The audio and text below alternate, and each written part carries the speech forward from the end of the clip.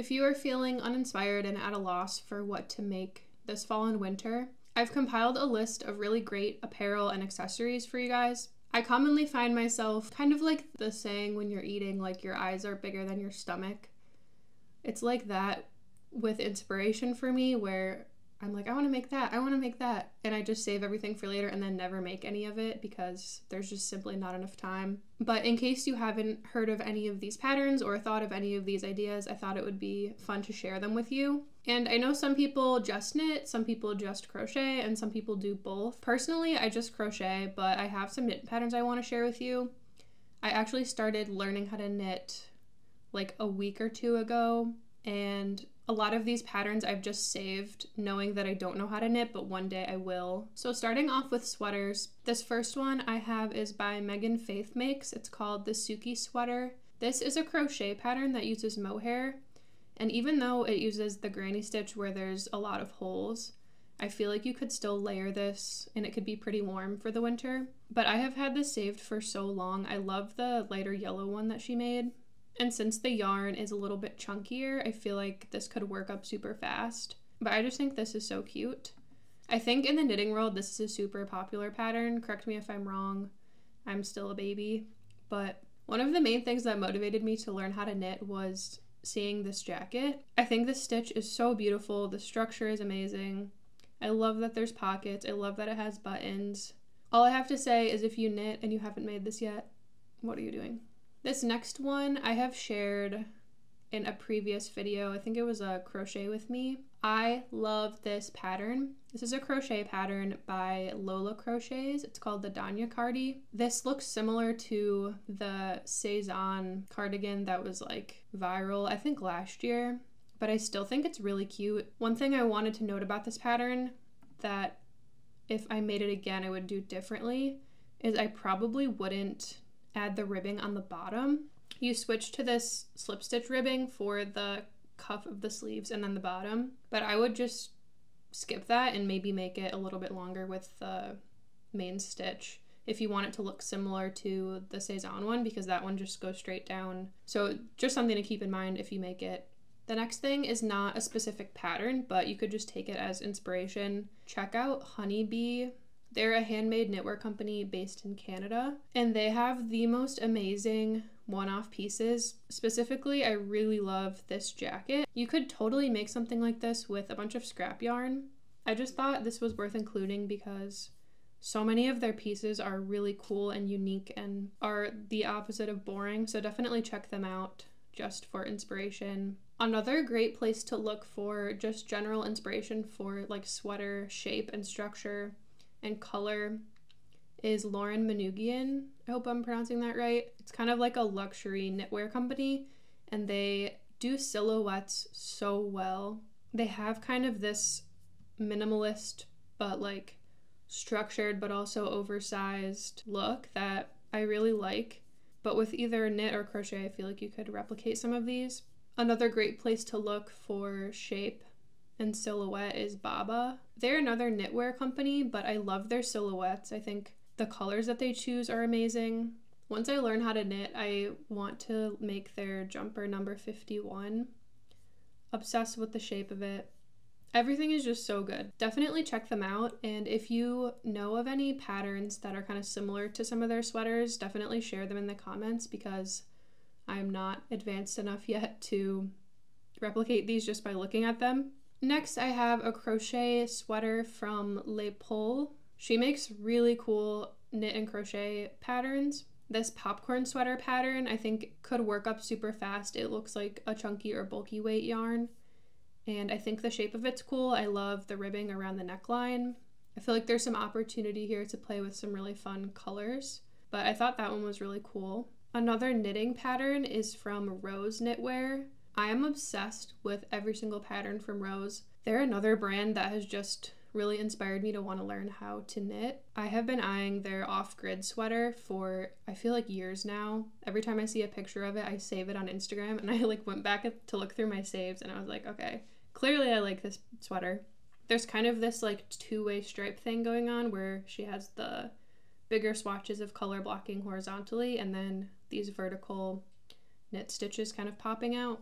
Again, if you knit, make this. What are you doing? Kind of on the oversized note from earlier, I really want to knit just a giant chunky sweater. There's this sweater from the Row that I don't know if they sell anymore. I think it's from a few seasons ago.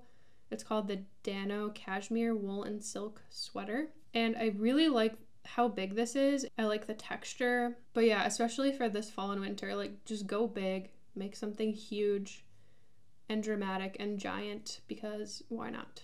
Lastly, in the sweater category, I think you should crochet or knit something that has something graphic on it, whether it's text, an image, a pattern, but something that's kind of like central here. I really like the Amateur Weather Observer's The End Jumper. I feel like this whole video is just going to be me like, this is why I wanted to learn how to knit. But another reason I wanted to learn how to knit is because you can do duplicate stitching. So if you knit, you know what I'm talking about, but on something like, even like this that's already knit, you can kind of replicate the stitch after the fact, and you don't have to work with color work at all while you're knitting. So even if you have a sweater that maybe you don't wear that much, but it's solid, you could do some duplicate stitch color work on top. Super cool. The next category is headwear, which I did separate from just like the accessories category because there was so many pieces that I wanted to share. I'm a sucker for a good beanie. I just posted a mohair beanie tutorial if you crochet, so definitely check that out. It's very simple and easy and turns out really cute. From Wool & Beyond, I love this out of line beanie. She just released this, I think, recently, and I kind of fell in love with the color combination that she used. I love how there's this like I-cord looking thing on the one side to add a pop of color. I think this is super cool, and it's a great switch up if you like the look of a striped beanie, but you want it to be a little more than just like two colors alternating. She has a ton of great patterns though, so definitely check out her patterns. Next is a crocheted balaclava by Kenikse Crochet on Etsy. There are so many balaclava patterns out there now, but this one really stood out to me because of the piece around the neck. I like that it's ribbed and kind of gets a little bit tighter to keep you warm, and there's also the cord where you can adjust the tightness of the piece around your face in case there's like wind getting in. But I just love the stitch on this balaclava, and I think this is a great, relatively quick project to work up if you're sick of making beanies. But if you're not sick of making beanies like me, there is a designer named Nina on Etsy, and she sells like fully finished knit pieces, not patterns. But I really like the idea of doing a two-color beanie where the main part of the hat and then the folded brim are different colors. This works for either knit or crochet. If you have a favorite beanie pattern, you could just modify it and switch the yarn at the halfway point. But I think there are some really cool color combinations you could do with this. I also really like this designer Milena. She's working on a pattern currently, so it's not published yet, but you could follow her on Instagram if you want to find out when the pattern drops. But she's working on a pattern for these minute beanies that are worked with worsted and mohair yarn. I think these are so cute and would be great if you have small amounts of leftover yarn, because knitting, which I'm realizing because I just started, as we know, knitting uses literally like a quarter the amount of yarn that crochet uses. I didn't realize how much crochet just sucks up yarn. Like for a beanie, a crocheted beanie out of just worsted weight yarn takes like, I don't know, 2 to 3 skeins, where a knit beanie takes barely 1. I was shocked. Now that I know this, I can say that this probably doesn't use barely any yarn, but I really like the stitch. I really like the colors that she used, but I think this will be a great pattern, so keep your eye out. I don't know if this counts as headwear because it's a scrunchie, but you would wear it on your head, so that's why I put it in this category. This is the Cléa scrunchie from Les Pole.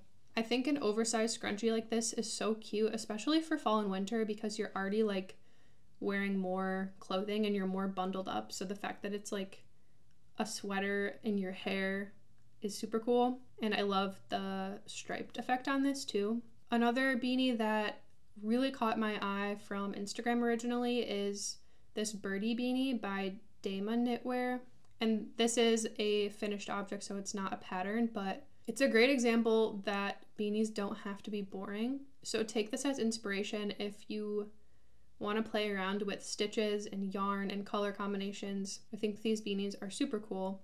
The next thing I have for headwear is a headband, but follow me for a sec. Imagine you Tunisian crochet a headband, because Tunisian crochet kind of gives a really nice like grid that you could easily like work cross stitch into on top of whatever. I think the designs you could make with this would be super cool. I kind of want to make one of these and release a pattern for you guys here on YouTube sometime this winter, but similarly to how you can do duplicate stitch on top of knit, I've really been wanting to try cross stitching on crochet, and I think that a headband would be a great place to do that because it's small and it's one-sided, so you don't have to worry about what the other side looks like. You could also probably do a laptop sleeve or something. Anything that's one-sided would work, and that's a little bit more stiff than like a garment. But there's also this website called Antique Pattern Library where I found a bunch of cross-stitch alphabets where they're like really cool swashy letters, and it gives you the grid pattern for it. So I don't know, I just think it would be super cool to have a headband with like some fun cross stitch going on. Do with that what you will. The last category I wanted to share is accessories. The first thing I wanted to mention was this image I came across from Henrik Vibskov, his autumn winter 2020 runway collection. I have no idea who this person is. There is this sweater draped across this person's shoulders, and it kind of has like a bubbly knit effect, and I thought this would be super cool to make a scarf out of. You could probably just do this in a similar way where you just knit or crochet a tube and then that's just like what's wrapped around you and it's not attached to the body of a sweater. Do you get what I mean? But I really like this stitch and I want to make a scarf out of it. The next pattern is these static mittens by Rose Knitwear. They are knit, and I think I want to actually make these soon because I feel like it's a relatively small project to work on. I'm trying to start small. I'm working on the Oslo beanie or Oslo hat by Petite Knit right now. So I feel like this would be a good next project because the stitches kind of get switched up a little bit from just basic stockinette. These are really cute, and if you haven't seen them before, here they are. Another thing from Rose Knitwear for the crochet people out there is the Arc Bag. I've been wanting to make this for a while, I just haven't gotten the yarn for it, but I really like the thickness of the strap. I like that the bottom is flat. All around, I think this is just a really great piece if you're looking to make a bag.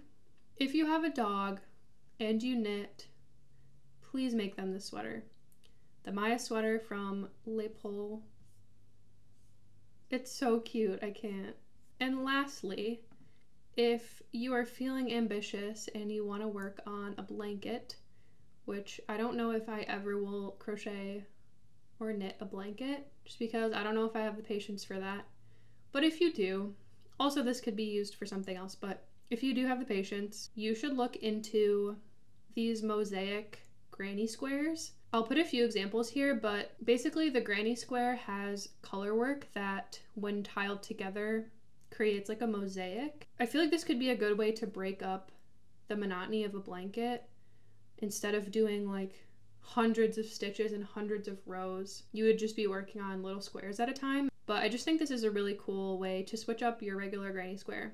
I feel like the possibilities for this are endless and probably could also apply to knitting. I'm not an expert, but you can figure it out if this inspires you. That's it for patterns and ideas that I have to share with you. I would say I'm going to make a ton of these, but realistically, I have so many whips that I haven't finished, and it would be a shame to just start something else. Also, learning how to knit is a whole thing within itself. I actually really like it. It's a lot different than crochet. I've noticed even the muscles in my hands and wrists that it uses are different, which is good, I guess, if you wanted to like switch between them. And kind of random, but I found that I can knit while laying down, like in bed, but I can't crochet, which is weird.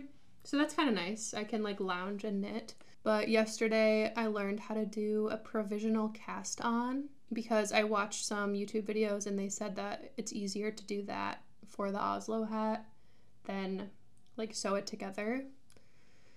It still kind of makes no sense to me, but I'm hanging in there. But if you have any tips or advice for a beginner knitter, please The comments are open. I am all ears. I wish you happy knitting and crocheting, and stay warm out there. I will see you in my next video.